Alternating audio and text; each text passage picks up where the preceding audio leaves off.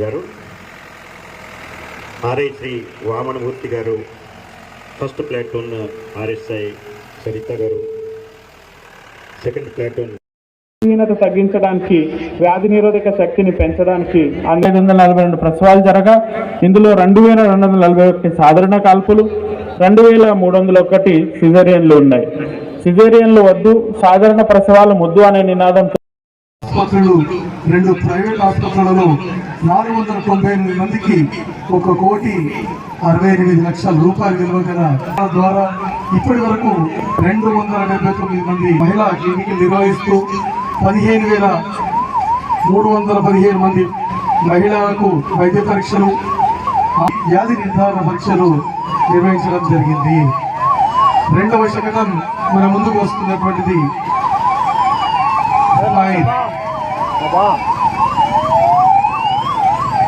గణతంత్ర దినోత్సవ సంబరాలు జరుపుకుంటున్న వేళ జిల్లాలో నిర్వహిస్తున్న వేడుకలకు విశేషణ జిల్లా పుర ప్రముఖులకు, ప్రజలకు, ప్రజా ప్రతినిధులకు, అధికారులకు, విద్యార్థులకు శుభాకాంక్షలు తెలియజేస్తున్నాను.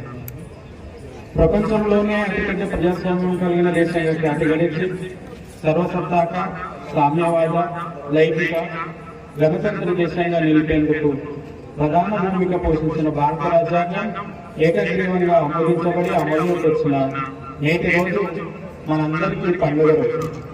దేశ స్వాతంత్ర్యం కోసం వీరోచిత పోరాటం సాగించి ప్రాణత్యాగం చేసిన అమరవీరులకు, పోరాట యోధులకు, రాజ్యాంగ రూపకర్తలకు జోహార్లు అర్పిస్తున్నాను.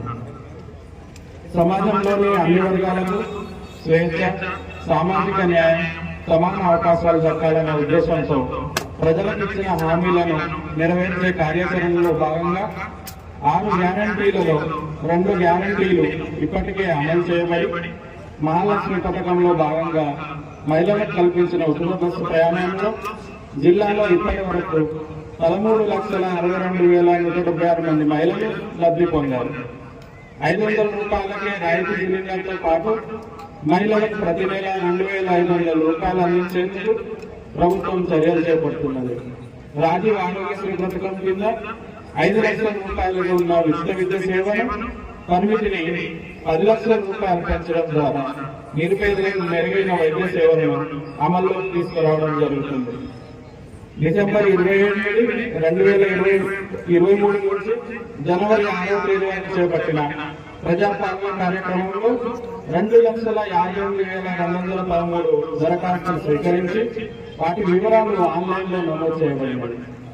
వ్యవసాయానికి నాణ్యమైన ఉచిత విద్యుత్తో పాటు రైతు సంక్షేమం కోసం రైతు భరోసా పథకాన్ని అమలు చేయడం ద్వారా చిన్న, సన్నకారు రైతుల ఖాతాల్లో నిధులు జమ చేయడంతో పాటు 2 లక్షల రూపాయల రుణమాఫీకి సంబంధించిన ప్రక్రియ కొనసాగుతుంది.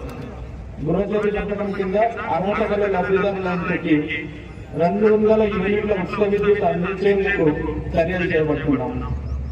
ఇందిరమ్మ ఇళ్ల పథకం కింద అర్హత గల వారికి 5 లక్షల రూపాయల ఆర్థిక సహాయం అందించేందుకు త్వరలోనే కార్యాచరణ విడుదల చేసేందుకు ప్రభుత్వం నిర్ణయించింది.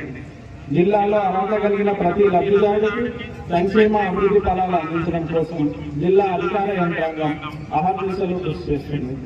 వ్యవసాయ రంగానికి అధిక ప్రాధాన్యత ఇస్తూ రైతుల సంక్షేమం కోసం అనేక పథకాలు అమలు చేయడం జరుగుతుంది. రైతు బంధు పథకం 2023 యాసంగి సీజన్లో 90,628 మంది రైతులకు 48 కోట్ల రూపాయలు జమ చేయడమైనది.